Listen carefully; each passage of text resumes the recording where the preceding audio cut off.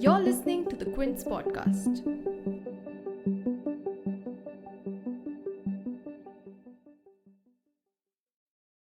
Today we've had a national tragedy. Two airplanes have crashed into the World Trade Center in an apparent terrorist attack on our country. I have spoken to the Vice President, to the Governor of New York, to the Director of the FBI, and have ordered that the full resources of the federal government go to help the victims and their families and to conduct a full-scale investigation to hunt down and to find those folks who committed this act. Terrorism against our nation will not stand. And now if you join me in a moment of silence.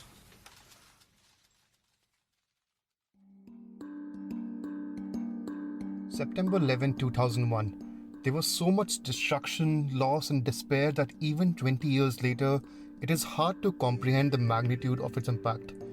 What has been described as the largest military attack ever to hit the United States. Everything from books, TV shows, movies, news reports have tried to capture the scale of the tragedy which took place. On that horrific day, 4 commercial flights traveling to California were hijacked by 19 Al-Qaeda terrorists. What transpired in less than an hour was a devastating hit on the symbols of America's military might, intelligence, political power, and its financial center. The attacks resulted in nearly 3,000 deaths, over 25,000 injuries, long-term health effects, a global recession, a fundamental shift in US foreign policy, and a 20-year forever war in Afghanistan, which set the country in an unfathomable future where now a terrorist organization is running it. On the 20th anniversary of the 9/11 attack, we bring you first-hand accounts of 3 people who covered and responded to these attacks. In this episode, you'll hear from Maya Mirchandani, the former senior foreign affairs editor at NDTV, who covered the attack on the ground, Sudhindra Kulkarni, aide to former Prime Minister Atal Bihari Vajpayee, and Sanjay Pagalia, the editorial director at The Quint. You're tuned in to The Big Story, the podcast where we dissect the headline-making news for you, and I'm your host, Himmat. The first plane, American Airlines Flight 11, hit the North Tower of the World Trade Center at 8:46 a.m. on a bright and sunny September day, followed by United Airlines Flight 175 hitting the South Tower. Both towers collapsed within 2 hours of impact. The other 2 flights, American Airlines Flight 77, crashed into the side of the US Pentagon, resulting in the partial collapse of the building, and the fourth flight, United Airlines Flight 93, was flown in the direction of Washington, D.C., with the intended target being either the White House or the U.S. Capitol building, and was the only flight to miss its target. Maya Mirchandani was visiting family in New York and was on her annual leave when the attack occurred, and was less than a kilometer away from the World Trade Center when the first plane hit. She describes the eerie silence which enveloped the bustling city for hours, only to be interrupted with police sirens, ambulances racing across town, and screams of people looking for help as the 2 towers collapsed right before her. So I remember the day very vividly, actually, even today. It was a very bright blue September morning. I was visiting family, so I had been in the US since August end, I think. I was working with NDTV even then, and I was on my annual leave to spend time with my family. My grandmother still lives in New York. She's 99, and I was actually, it's quite funny. I was in the shower, so I didn't know what had happened. I got a phone call from Delhi, from the newsroom. It was Shivnath Thukral, who was in NDTV as well in those days, and to say, and this was between the 2 buildings being attacked. It was just after the first building was attacked. I think it was the South Tower, right? 8:46 or 8:47 a.m. Right. So this was after that, and I got a call from Shivnath to say, hey, what are you doing? Can you just check? There's some news coming in about one of the towers of the World Trade Center being struck by a plane. And I was staying actually walking distance from the World Trade Center. I was below 14th Street in Manhattan on the west side. So I was about a mile, 20 blocks maybe from the World Trade Center, and maybe 18 blocks, something like that. And I said, my first reaction was some, amateur pilot doesn't know how to fly a plane has gone and crashed. Because, so I ran out, I put on the TV, I saw the images, and it struck me as, okay, that's not a small plane. And then I tried to make some phone calls, and in the interim, it probably, the 18 minutes between the two strikes must have elapsed by this time, because my brother, who worked on Wall Street at that time and was visiting my grandmother where she stays, had driven back into the city and was parking his car, on the street of the building where I was. And he says that he had heard on the radio that one of the towers had been hit. So as he was, turning off the ignition and getting out of the car, he sort of looked up at the sky. And we're talking about a direct, clear view going south. It's Hudson Street in Manhattan, where you can see the towers, in any case, they used to tower above everybody and everything. Yeah. So even if you were amongst tall buildings, you would have seen them. But that part of New York City does not have very tall buildings. So he says that he looked up at the sky to see what was going on. And as he looked up, he saw the second plane strike. And he ran up the stairs. And by this time, I was trying to talk on the phone with Delhi, put on the news. But in all this, we went up, basically my brother ran up and we opened the window of the living room of the apartment I was in and got onto the fire escape. And because that was on the street, I was outside and I could see it all. And basically I was on the fire escape with my brother, maybe till about, 11:45, 12 in the afternoon. I want to say that both towers must have come down by about 11:30 in the morning. I think people have a strange way of processing stuff that's going on around them that they can't comprehend. And it was incomprehensible that these two massive steel and cement structures had been hit and there were flames sort of lashing out from their upper floors. My brother, we saw people jump out with our own eyes. I didn't watch it on TV. So I think what you need to know is that I did not watch this on TV. I watched it live with my own eyes, standing on the fire escape. My brother and I were trying to sort of make sense of it. Who could have done this? What happened? And then at some point, when TV started saying this is a clear terrorist Al-Qaeda attack, it was very surreal because you were seeing something happen in front of you, but you were detached from that scene because you weren't trapped and trying to get out, and you were so horrified that your emotional responses were kind of suspended. So you were having every bizarre conversation in the world. Everything from, did you speak to so-and-so person, or did they try and call you? Because, and Delhi was calling in the middle of all this. And I kept saying, I don't know what information you want me to give. I'm standing in front of a fire escape and I can only tell you what I see. But what I can see, you can see on TV as well. So, by this time on the streets, actually, crowds had begun to gather. Everything that was north of Ground Zero and therefore not in the immediate half-mile vicinity or maybe quarter of a mile vicinity radius of the World Trade Center, people had begun to gather on the street. Yeah. Because everybody was on the street looking up at the sky.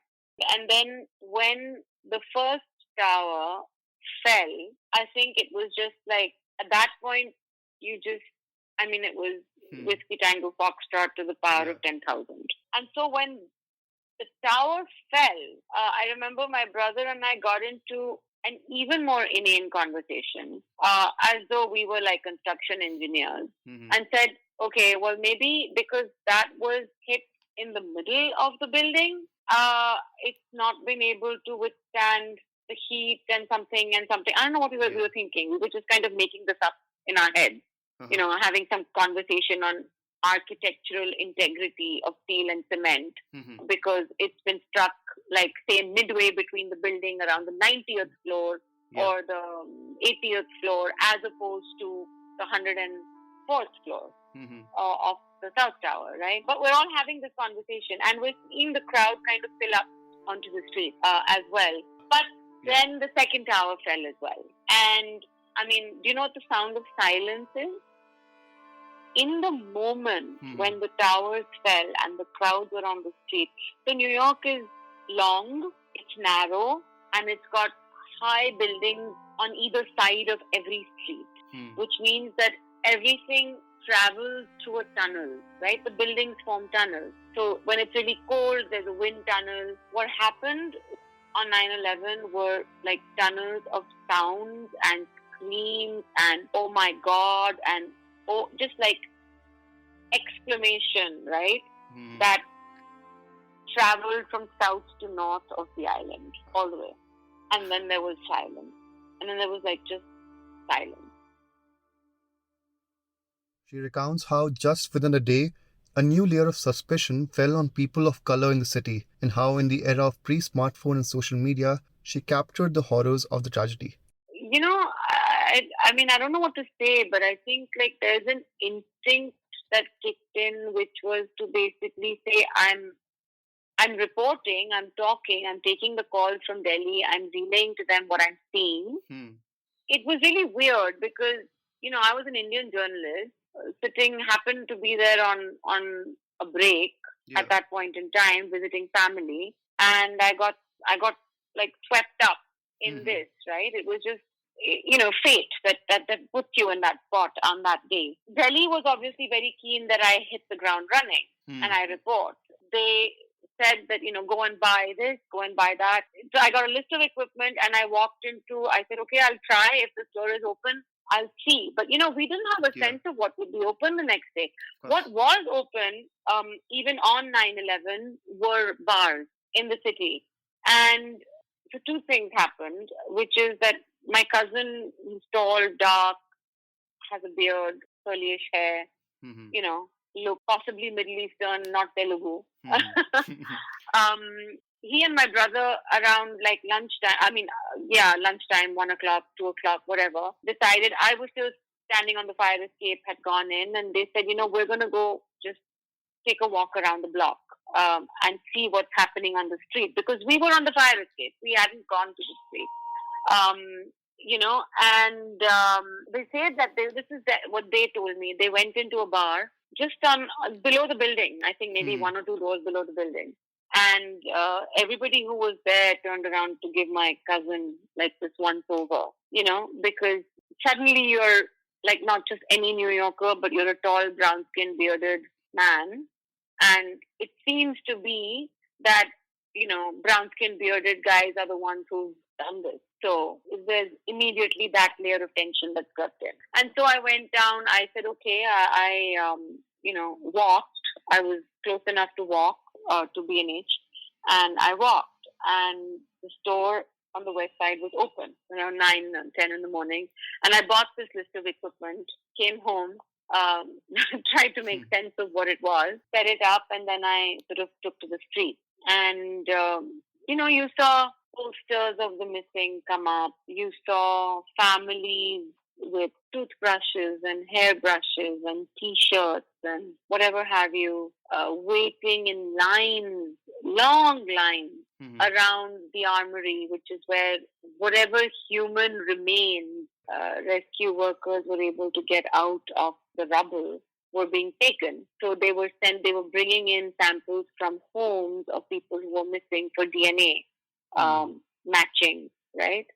And these lines would go around the block. There were hospitals had posters, makeshift memorials came up. All this was happening.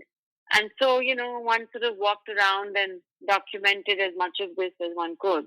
Took as many pictures as one could. Obviously, as an Indian journalist, I was looking for Indian faces and then trying to work backwards and see, you know, who, what. So that was part of my mandate. And we had we would book satellite class. I think it was Reuters. And I would go up there with my tapes, and it was quite strange because There was a couple of other journalists like me who happened to be visiting New York on vacation. Somebody from Australia, somebody from, I think, somewhere in Southeast Asia. I can't remember. And we were all kind of tasked with the same thing, right? Yeah. Go find your stories. And then we would meet for about 4 or 5 days running. We would meet in the Reuters office every evening and exchange our own stories of, where we've gone, who we've met, what we've seen, etc. So that became like the way the work unfolded. I had to carry proof of residence to go back to the apartment I was staying in, because that was quote unquote below 14th Street. And below 14th Street had been basically shut off for everyone except first responders and residents. Back in New Delhi, newsrooms were wrapping up a normal Tuesday 6 p.m. bulletin when the news of the attacks came rushing in, overwhelming any other news cycle for the next few days. And taking the lead in one of the biggest Hindi TV newsrooms in India was a young Sanjay Pugalia in his new job as editor of Z News. He recounts thoughts and the energy running through the newsroom as the images of the new CNN feed that they acquired started trickling in. बिल्कुल routine day था. तब मैं जी news में head कर रहा था channel को. मेरा नया जॉब था, लेकिन एक बहुत लक वाली बात ये थी कि एग्जैक्टली उसी के 1-2 हफ्ते पहले हम लोगों ने CNN के साथ कंटेंट डील साइन की थी, और ये पहली यूनिक डील थी जिसमें CNN हमारे साथ आया था. तब तक आज तक लॉन्च हो चुका था, लोगों को याद होगा. So it was absolutely routine day covering routine stuff. Newsroom was kind of absolutely normal, but suddenly one of my senior colleagues, he noticed that something abnormal is running on the feed room, and then we just looked at it.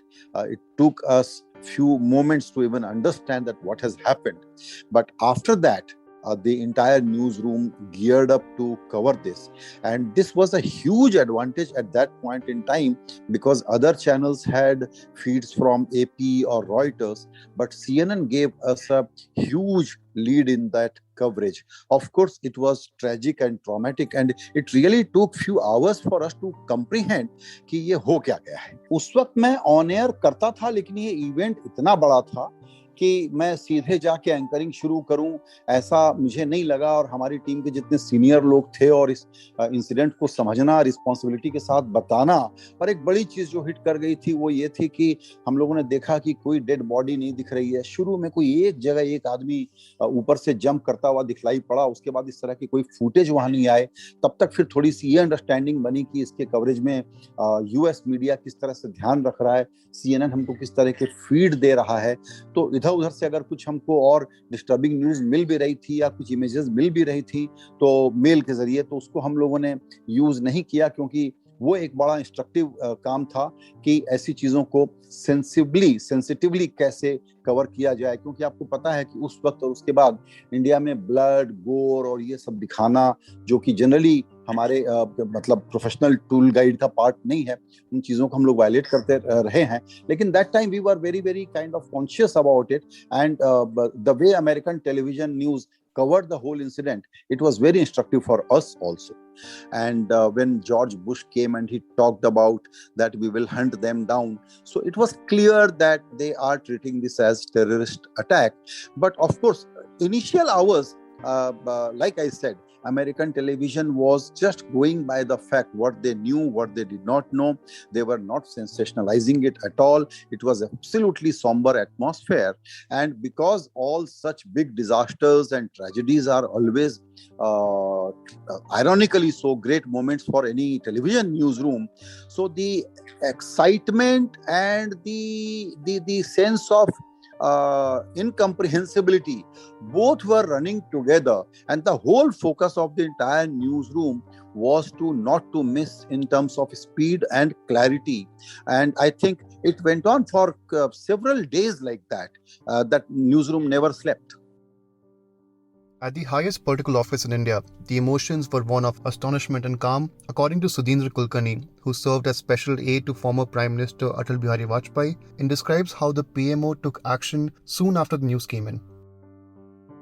It was yet another normal work day all of us, for the entire world, until the news hit us in the Prime Minister's office, in my room in South Block. And I very distinctly remember my television was on and there was breaking news, and what I saw and what I heard was simply unbelievable. Like everyone who saw it from anywhere in the world, I was shell-shocked. The scenes of the attack, especially on the Twin Towers in New York, were horrific beyond imagination. And immediately, we in the Prime Minister's office tried to get as much information as possible, not only from television channels and news agencies, but also from other government quarters, including from the United States itself. Of course, it was not easy because the United States itself had been plunged into something that they had never believed would happen to their country. And hence, for quite some time, there was no news coming from there. But as more and more information started trickling in, our first task as the communication team in the Prime Minister's office was to assist Prime Minister Atal Bihari Vajpayee ji prepare a statement of condemnation of this horrific, barbaric terror attack. And beyond the statement of condemnation, our Prime Minister Vajpayee ji actively started contacting leaders around the world that this is the time when the international community should come together in a spirit of solidarity and unity. In 2002, when Prime Minister visited the United States again, one of the very first engagements in New York, I had accompanied him both in 2000 and 2002. One of the very first engagements was to visit Ground Zero, the site of the Twin Towers, and pay our homage to all the innocent people who had fallen victims to the 9/11 terror attacks. As we recall that day 20 years later, it is important for all of us to know, including Americans, that this so-called war on terror was highly counterproductive, and it has hurt America itself, both its global image as well as its global leadership. So as we commemorate 9/11 20 years later, all of us should introspect whether this is the right way to fight terrorism.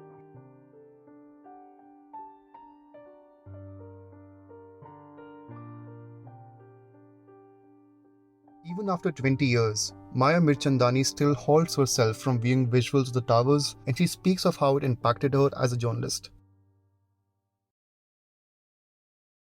So, maybe 20 months or 21 months before 9/11, I had survived an LTT suicide blast in Colombo. It was during the elections, and so it was not.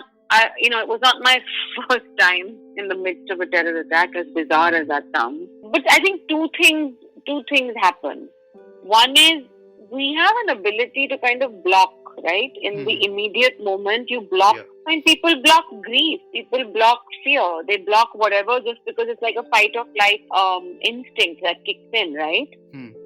So in that moment, you are dealing with your survival instinct is kicking in.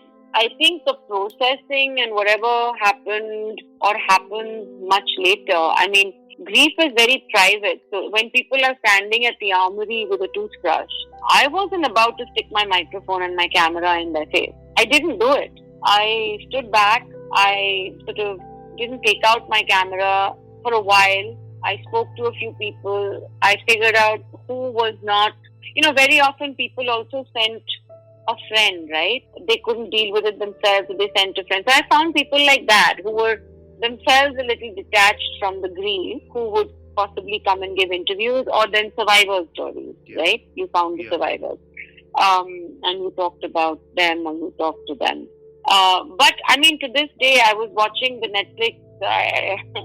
I put it on. I'm still not finished watching it. The docu-series on 9/11 and its aftermath. I couldn't watch the first episode. I cannot. I don't like to. I mean, I have still photographs because I have still photographs and I can look at a still photograph.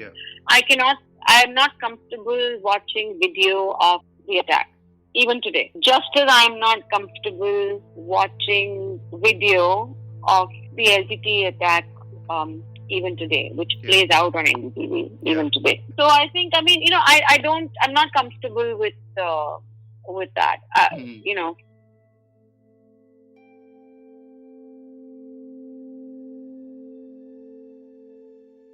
9/11 was a punctuating moment in human history, but it has also redefined almost every aspect of humanity: human rights, security, policy, terrorism, travel, health, and religion. After 20 years, the tragic events of 11 September 2001 continue to transform the world.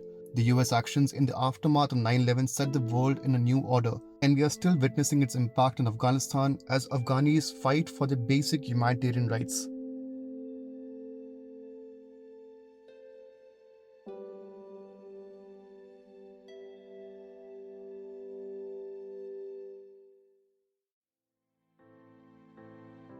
If you liked listening to this episode, please subscribe to The Big Story for episodic updates.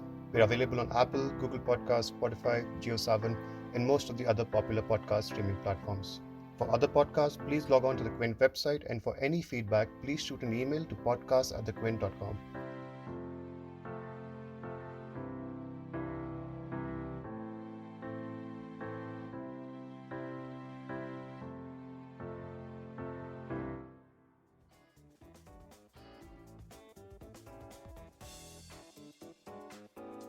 Thanks for listening. Log on to the Quint's website and check out our other podcasts.